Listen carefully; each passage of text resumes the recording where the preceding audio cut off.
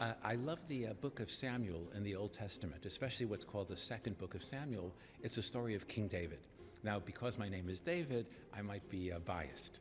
Um, but the story of King David, it's just, how long is it? A couple of pages in the Old Testament, in the Bible. And it's a magnificent story. It's about a young man who comes to power, and power goes to his head and almost destroys him.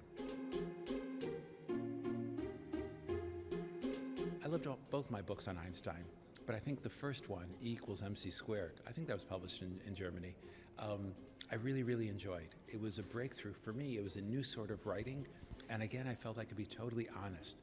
I could have humor. I could capture Einstein as a three-dimensional human being.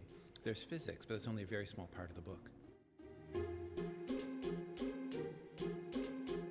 It happens all the time, and I'm a terrible human being to live with. I whine, I complain, I walk around with a cup of tea and I go, it's not working.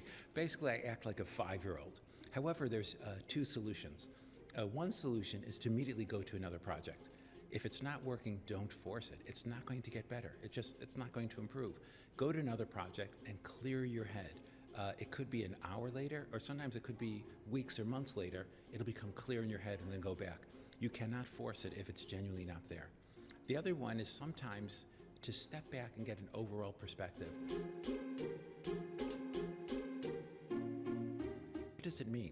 So the book that I wrote about it, which was fun and full of stories, it had a lot of gratuitous sex and violence and stuff.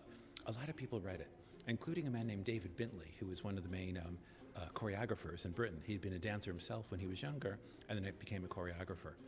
And he was excited. He said, well, look, I'm not going to tell the detailed story of the equation, but what about if there's a ballet in several parts? I helped him a little bit. When I say a little bit, I mean like 1 or 2%. It was his baby.